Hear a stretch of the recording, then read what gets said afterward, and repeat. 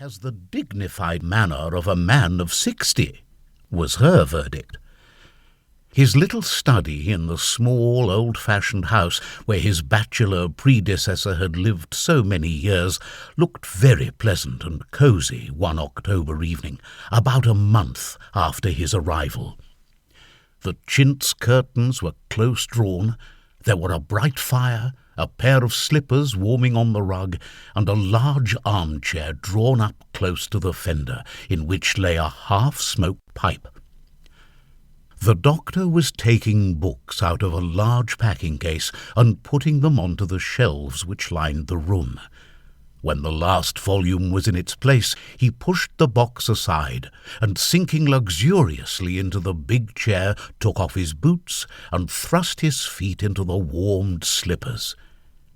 He dropped the boots with a thud beside the fender, stooped for his pipe, relighted it, and sank back with a sigh of relief, puffing contentedly. His eyes travelled about the room, resting now on a picture newly hung, now on the gay flowered curtains. The fire flickered and murmured softly, and little ruddy gleams danced on the wall, and bright sudden flashes were reflected in the old-fashioned, low-hanging glass opposite.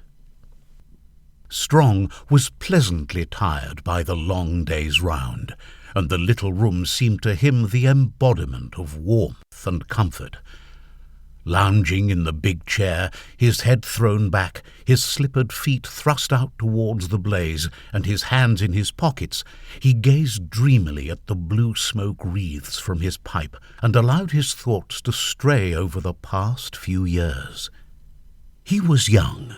Miss Saunders had rather over than understated his age in putting him down as 27, but already he looked back upon much hard uphill work. The son of a poor clergyman, the education necessary to fit him for the profession of his choice had been acquired at the price of much personal self-denial, and, as he also recognized, of considerable sacrifice at home. A troubled contraction of the brows was the outcome of a remembrance of his father's thin, stooping figure bending over his books in the shabby little library at the Devonshire vicarage. His college days at Cambridge, and afterwards as a student at Guy's, marred as they were by the necessity of looking at every halfpenny spent on pleasure, were almost forgotten in the vivid memory of the June afternoon when Molly Kendall first came to the rooms he shared with her brother. Molly and he had been engaged now 4 years. 4 years of incessant, untiring work on Strong's part had resulted in the country practice for which his old father had, with difficulty, advanced the money, and though he recognized the inevitable struggle before him, he was undaunted. Fortune had hitherto favoured the brave. There was no reason for doubting a continuance of her kindness. He rose presently with a yawn and began to whistle softly, out of sheer content. He looked very boyish as he lounged about the room, arranging his few possessions, photographs, a vase or two, on the mantelpiece or window ledge.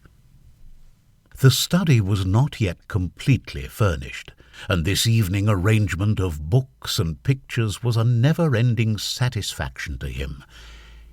He altered the position of one photograph many times before deciding on its destination, and then took it down once more and stood a moment with it in his hand, looking at it. When he replaced it, it was with a gentle touch. His whistling ceased. Next year, perhaps, certainly next year, I should think, was in his mind. He tossed paper and envelopes out of the table drawer and sat down to write and tell her. The letter was a long one. Molly read parts of it next day more than once, and smiled and blushed, and put the paper to her lips, and then reread the account of his new patients with considerable, if somewhat abated, interest. He had been called in by the Gilmans at the court.